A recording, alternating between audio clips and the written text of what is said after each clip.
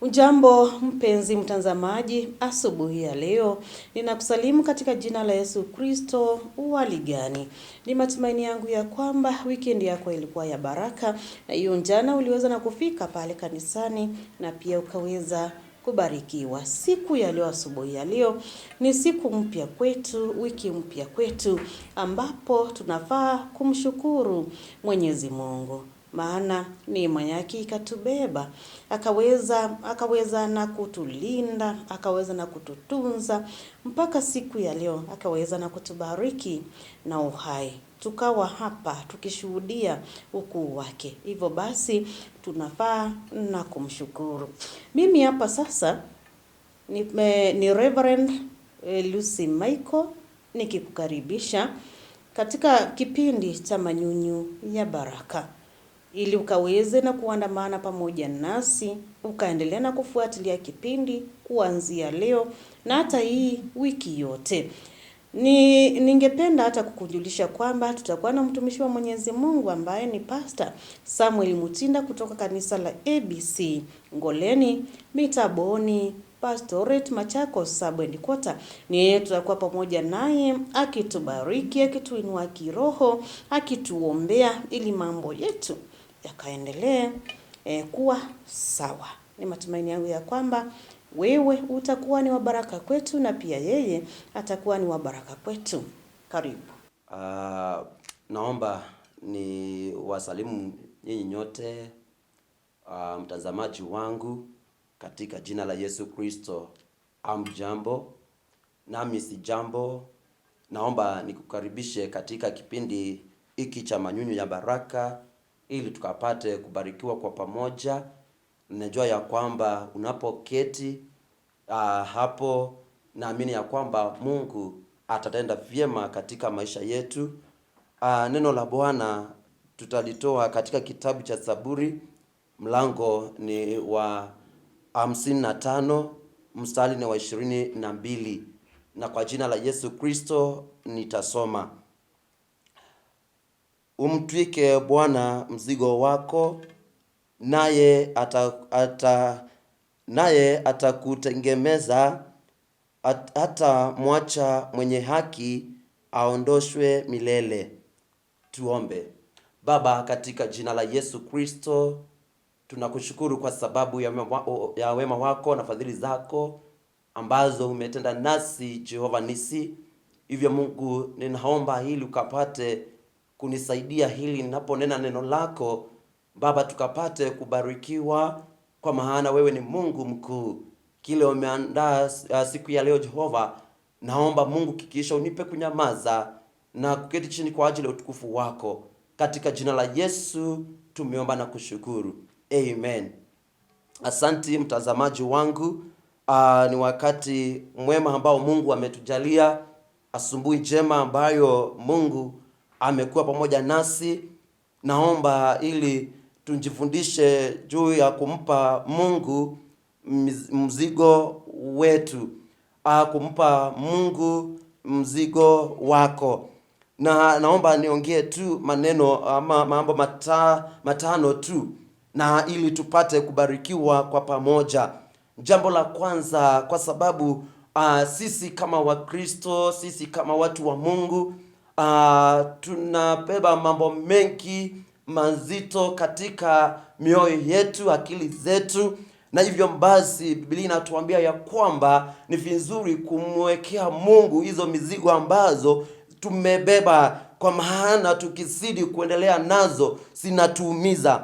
Na jambo la kwanza, Biblia inasema ya kwamba tuache kujibebesha mizigo ya mambo ya ulimwengu, kwa maana sisi tunaendelea na kuchoka, na ambapo Mungu anatuambia ya kwamba ni vizuri tumpe hizo mizigo ambazo tuko nazo. Na hivyo mtazamaji wangu, naomba ili asubuhi ya leo Mungu akusaidie, kwa maana ni mambo mengi ambayo umebeba, ni mambo mengi ambayo yanakusumbua, ambayo ni ya ulimwengu huu. Naomba ili Mungu akusaidie ili upate kumpa hayo mambo ambayo yanakusumbua. Na hivyo basi ukifanya hayo, neema ya Mungu itaandamana nawe, kwa maana Biblia inatuambia ya kwamba ni vizuri kumpa Mungu mzigo wetu ili apate kutupumzisha.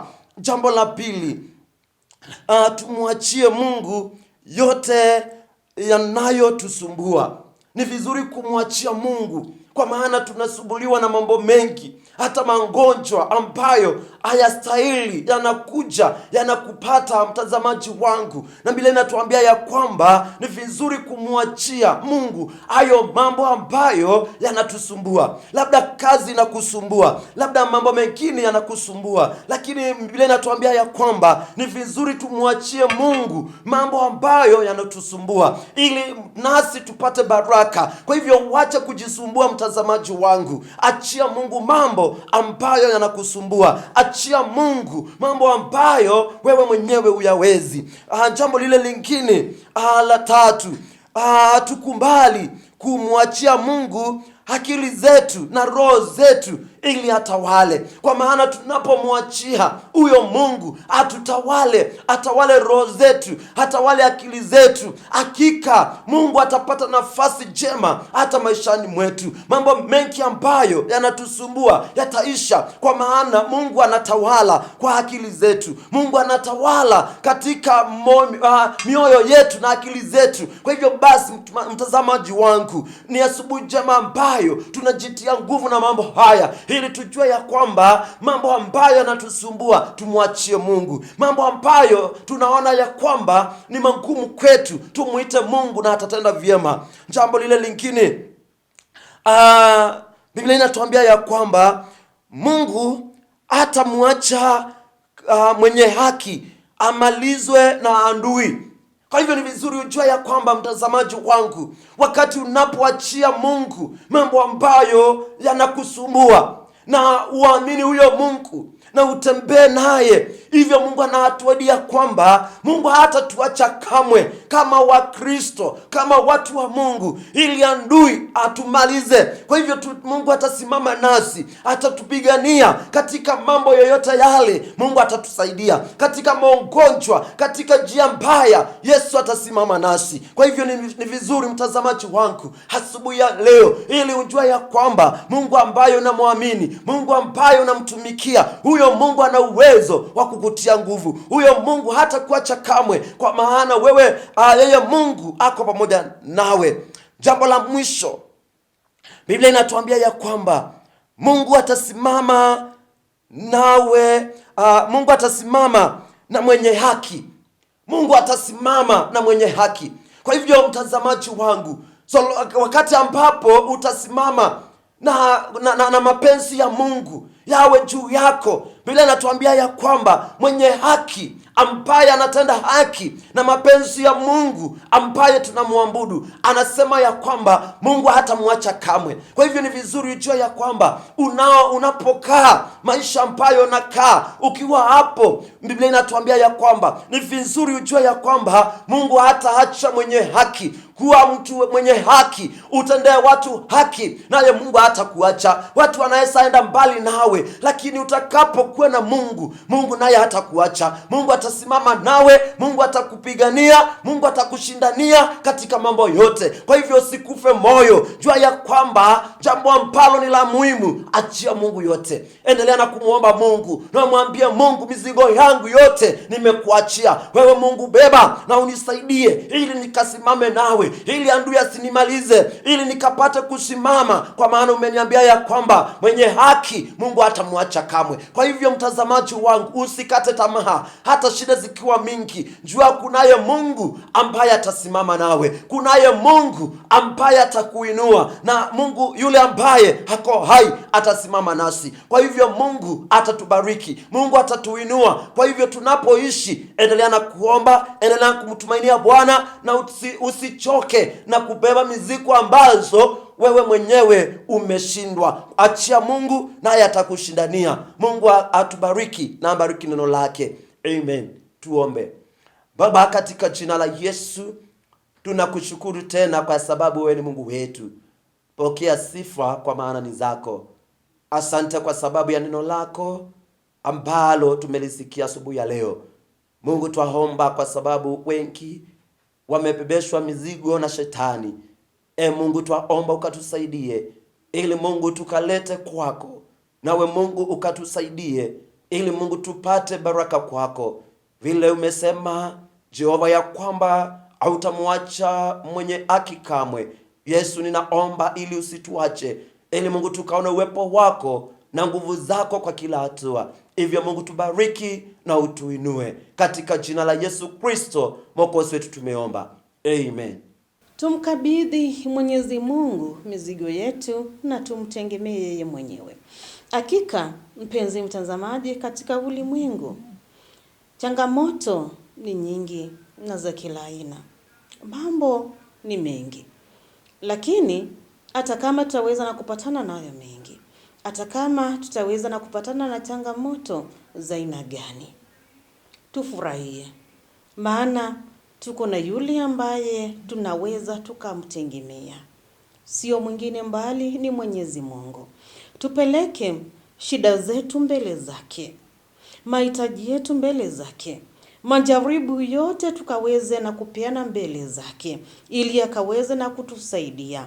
Maana yeye yuko ni kwa sababu yetu 24/7. Yaani kusema kwamba wakati wowote ule Mwenyezi Mungu yupo ni kwa sababu yako, kwa sababu yangu. Hivyo basi hakuna haja ya kuwa na hofu. Hakuna haja ya kukata tamaa, maana Mwenyezi Mungu yuko pamoja nasi. Mwenyezi Mungu yuko tayari kabisa kuweza na kukusaidia, kuweza na kutembea pamoja nawe katika hizo changamoto zote, katika hayo majaribu yote. Maana majaribu sisemi na sikwambii kwamba hautaweza na kupatana nayo. Hakika utaweza na kupatana nayo, lakini uzidi na kumtegemea Mwenyezi Mungu. Yaani imani yako iendelee na kukua siku baada ya nyingine. Imani yako isije ikawa ni ile tu yani yako yumba. Lakini tusimame imara tukijua kwamba Mwenyezi Mungu yuko pamoja nasi. Mwenyezi Mungu yuatembea pamoja nasi, anatujali zaidi na ataweza na kutusaidia ili tukaweze na kuzidi na kusimama imara na pia kusimamia imani yetu. Ninakutakia siku njema, siku ya baraka. Tupatane hapo saa 3:30 jioni ili tukaweze na kubarikiwa tena kupitia marudio ya hiki kipindi. Bye bye.